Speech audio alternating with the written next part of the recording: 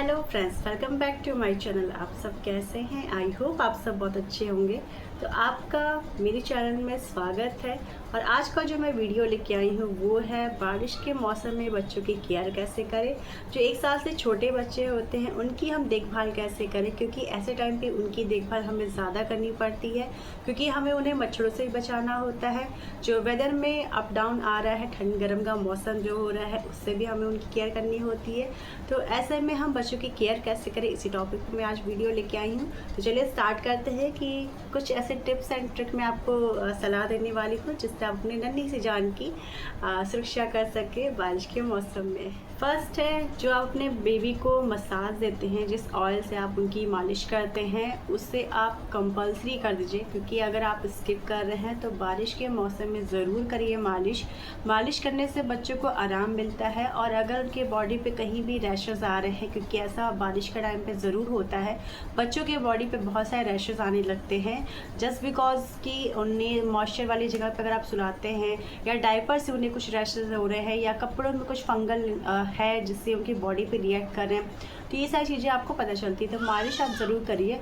और मालिश करने के साथ साथ जब भी आप उनकी मसाज करिए तो जो भी आप तेल यूज़ करें उसको हल्का सा गर्म कर लीजिए, जिससे उन्हें जो भी फंगल इन्फेक्शन बॉडी पे हो रहे हैं उसमें रिलीफ मिले, उससे छुटकारा मिले। थोड़ा सा गर्म जब तेल रहेगा तो वो जो भी इन्फेक्शन उनके बॉडी पे हो रहे हैं उससे उन्हें काफ़ी ज़्यादा आराम मिलेगा।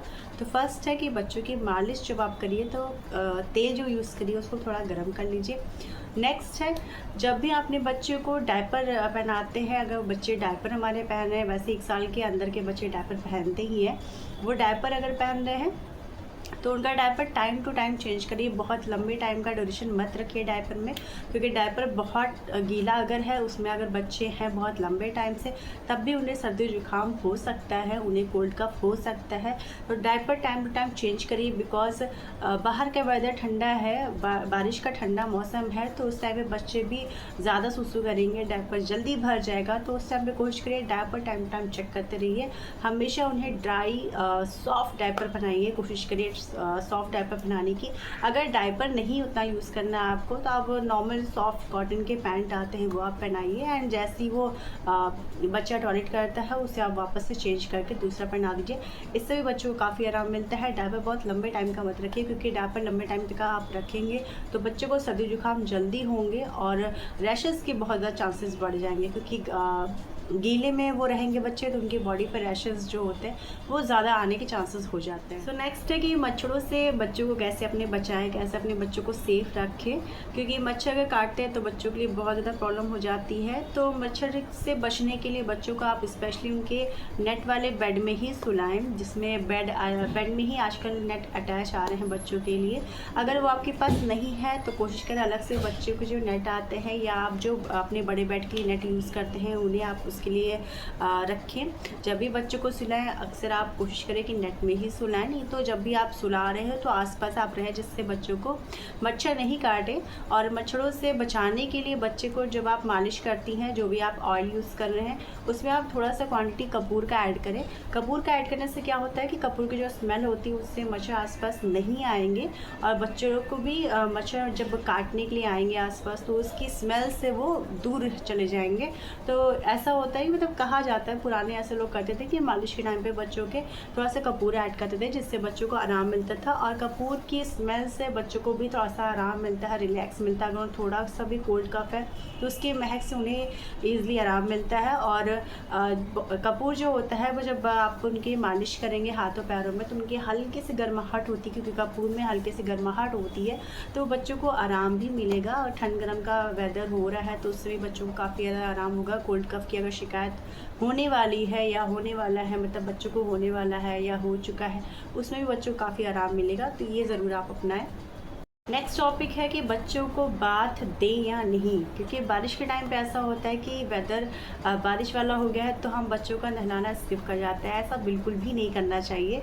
बच्चों का आप रेगुलर बेसिस पे नहलाइए। बस ये है कि अगर मौसम बाहर का ठंडा हो गया है, पानी बहुत ठंडा आ रहा है नॉर्मल के अकॉर्डिंग, तो आप थोड़ा सा पानी गर्म कर लीजिए बच्चों के लिए। थोड़ा सा गुनगुना वाटर यूज़ करिए बाथिंग के लिए, क्योंकि नहलाने से बच्चों का क्या होता है ना कि जो टेम्परेचर उनकी बॉडी का अप डाउन हुआ है वो मेनटेन हो जाता है नहाने नहाने से, और नहाने से काफ़ी सारी ऐसी चीज़ें होती हैं जो दूर हो जाती हैं। अगर बच्चा थोड़ा सा ठंड लग रही है, उसे आपने गर्म पानी से नहलाया तो उसका बॉडी टेम्परेचर मेंटेन हो जाता है, और कहीं ना कहीं नहाने के बाद बच्चों को रिलैक्स एकदम नींद भी आती है। बहुत बार ऐसा देखा गया है कि बच्चे नहाने के बाद स्पेशली बहुत लंबे टाइम तक सोते हैं, रिलैक्स हो जाते हैं।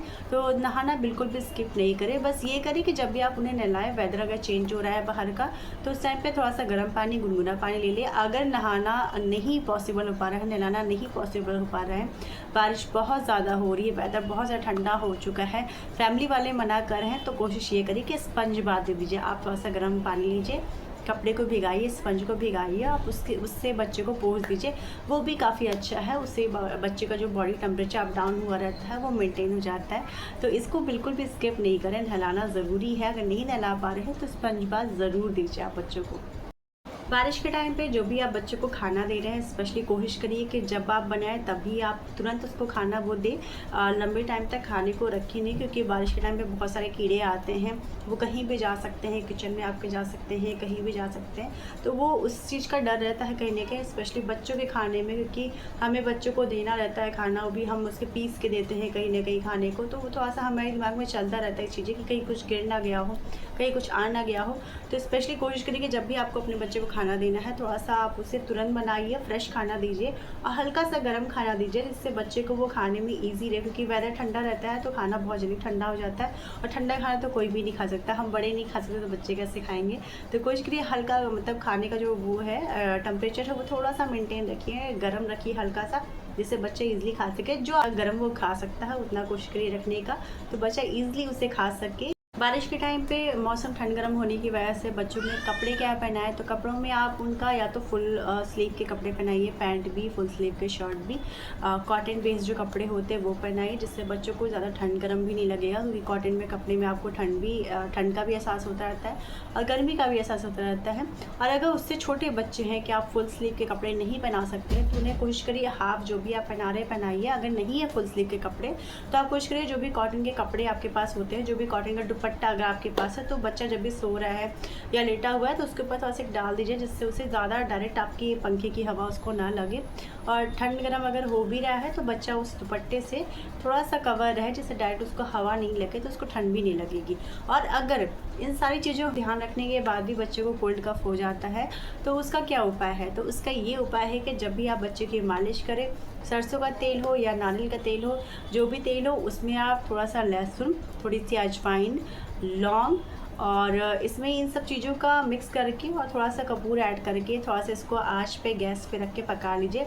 जब लहसुन पूरी तरह से काला हो जाए, हल्का सा भूरे रंग का हो जाए, तब तक आप पकाइए। उसके बाद तेल को ठंडा होने दीजिए, और उसके बाद फिर आप बच्चे के पूरी बॉडी पे इसका मसाज दीजिए, हाथों में, पैरों के तलवे पे, हाथों के पंजों पे, पीठ पे, बच्चों के सीने पे, सब जगह आप इसका मसाज दीजिए। इससे क्या होगा कि कपूर है, लौंग है, अजवाइन है, लहसुन है, ये बच्चों में जहाँ भी आप लगाएंगे ना तो गर्माहट पैदा करेगा, जिससे बच्चों को कोल्ड कफ की शिकायत नहीं होगी, या होगी भी तो दूर हो जाएगी जल्दी। और अगर ज़्यादा कोल्ड कफ हो रहा है, बच्चे को सांस लेने में दिक्कत हो रही है, कफ ज़्यादा जम गया है छाती में, तो उस टाइम पे आप देसी घी लीजिए। देसी घी में आप थोड़ा सा सीधा नमक ऐड करिए और बच्चे की छाती पे आप हल्के हाथ से मसाज दीजिए, क्योंकि इसमें सीधा नमक पड़ा हुआ है, तो सीधा नमक से थोड़ा हल्के हाथ से मसाज दीजिए। 1 से 2 बार 3 बार आप ये उपाय करिए, देखिए आपके बच्चे का कफ जल्दी से जल्दी रिलीज़ हो जाएगा। और अगर केस ज़्यादा बढ़ गया है, मतलब इससे भी आराम नहीं मिल रहा है, मसाज से भी आराम नहीं मिल रहा है, तो आप अपने डॉक्टर से कंसल्ट कीजिए, और जो भी वो प्रिस्क्राइब कर रहे हैं आपको दवाई, वो आप लीजिए, वो अपने बच्चों को दवाई दीजिए। डॉक्टर से आप बात करिए, जिससे वो आपको अच्छा सजेशन दे पाएंगे कि आपको नेक्स्ट स्टेप क्या करना चाहिए। क्योंकि होम रेमेडी तो ठीक है, बट कहीं ना कहीं होम रेमेडी से बढ़कर चीज़ें हो जाती हैं, ऊपर हो जाती हैं, तब आपको डॉक्टर की हेल्प लेनी पड़ती है, दवाइयों की हेल्प लेनी पड़ती है। तो ऐसा नहीं है कि छोटे बच्चों को दवाइयाँ नहीं देनी चाहिए, ज़रूर देनी चाहिए। अगर केस आपका ज़्यादा ऊपर हो गया है, ज़्यादा बढ़ गया है, बच्चों को तकलीफ ज़्यादा हो रही है, क्योंकि बच्चों की तकलीफ देखी नहीं जाती है, और इसकी वजह से पेरेंट्स भी अगर अलग सफ़र कर रहे होते हैं, बच्चा भी अलग सफ़र कर रहा होता है। तो बेटर है कि केस अगर ज़्यादा बढ़ गया है, बच्चों को सर्दी जुकाम, कोल्ड कफ ज़्यादा हो गया है, उन्हें सांस लेने में ज़्यादा प्रॉब्लम हो रही है, तो ये होम रेमेडी आप बाद में अप्लाई करिएगा। पहले आप उन्हें डॉक्टर से विजिट करिए, अपने डॉक्टर्स को दिखाइए, वो क्या कहते हैं उसको फॉलो करिए। So thank you so much. अगर आपको वीडियो अच्छे लगे हों तो लाइक, सब्सक्राइब, शेयर ज़रूर करिएगा, और ऐसे ऐसे ही आगे की वीडियो देखने के लिए कमेंट बॉक्स में डालिएगा कि आपको किस टॉपिक पे वीडियोस चाहिए, मैं उस टॉपिक पे वीडियो बना के लेके आऊँगी। Thank you so much.